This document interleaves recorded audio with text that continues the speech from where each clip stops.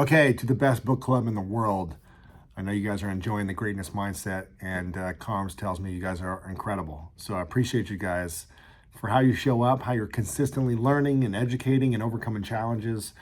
And it's a beautiful thing to see people diving in. And I'm so glad that you're diving into my book right now, The Greatest Mindset. When I answer a couple questions for you guys, one of them is you mentioned that the truth of perfectionism is to avoid shame and judgment.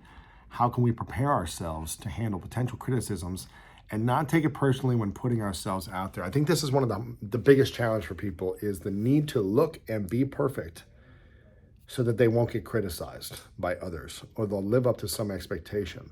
But man, that is an exhausting game to play.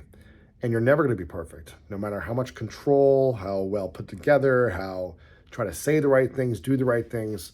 People are going to be upset, be let down, be disappointed, frustrated, and you're going to wear yourself out trying to be perfect. Now, that doesn't mean you shouldn't have great standards for yourself, and you shouldn't be trying to live to a standard, but living to perfection is just unrealistic, exhausting, and doesn't support you or others around you. I know people that live in that perfectionist mode, and it also just doesn't feel authentic. It doesn't feel approachable. It doesn't feel relatable when people try to live into that or try to be that. So, how do you avoid the shame and judgment? You can't avoid judgment. People are going to judge you no matter what you do. Whether you're on your sister's couch like me for a year and a half trying to figure out life back in the day, people were judging me and criticizing me. Whether you're up to something big and doing things that are meaningful and exciting for you and you're winning and succeeding and failing at the same time, people are going to judge you. People are going to judge you either way, so you might as well do what makes you feel good about you, what makes you feel proud about you. And surround yourself with a few or a small group of people that are excited about you. They're going to support you and celebrate you whether you're down and out or whether you're winning and succeeding. So don't pay attention and put your worth in what the outside critics say about you.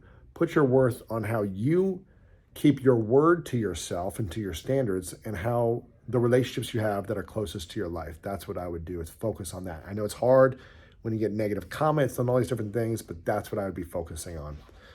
The second question is, when we have self-doubt and an unsupportive partner, how can we determine which inner voice to trust in order to achieve our goals and cultivate a greatness mindset? Having an unsupportive partner is a challenge. And I've had many of them in the past, and it drained the energy out of me. It put a lot of my attention on just solving problems in the relationship as opposed to, showing up fully in my life. And it's a lot of energy and it's a lot of work.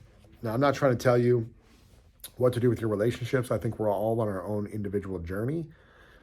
And some of us are meant to experience that and learn lessons that keep us in the relationships. And we grow beyond that by having the courage to create new agreements in the relationship that could flourish and thrive. Or you might have to transition the relationship at some time once you've gone through all the necessary steps of realigning to your vision, your values, your lifestyle, realigning to agreements and making sure you're on the same page and supporting one another. And remember, in relationships, you can't get into a relationship expecting something from someone else. You can agree to things and expect the agreements, but you can't expect something from someone based on what you learned from the past or a model that you've seen. They are who they are. Getting into a relationship, make sure you witness everything about that individual before you commit. Now, if you've committed and things start to come out after that commitment, create conscious agreements. Be willing to go to counseling together, work on those things to create agreements. Protect your peace through those agreements the best way possible. And you should be listening to your inner voice throughout. And if you feel like it's holding you back or it's not supportive, listen to that voice and have conscious, courageous conversations as often as needed with your partner to say, hey, I want me to be happy. I want you to be happy, but something's not working right now. I'm not blaming you. This is not about you being wrong or bad.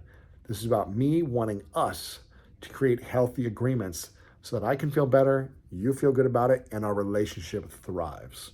Make it about the goal for the relationship. And that'll help you have more self-confidence by having those tough conversations up front, as opposed to, sweeping them under the rug or waiting to have those conversations. So, I know you guys are wrapping up Jay's book right now, so he's amazing. I hope you enjoy 8 Rules of Love. And the Greatness Mindset is coming up next. You can see it behind me right here. The Greatness Mindset is coming up right now for you guys. I hope you enjoy it. We'd love to hear your biggest takeaways. Make sure to tag me on Instagram stories when you're reading it, or big insights from the book that you like about it. And grateful for you and for Carms for having me be a part of this and for sharing the message. I'm grateful for you guys. Have a good one.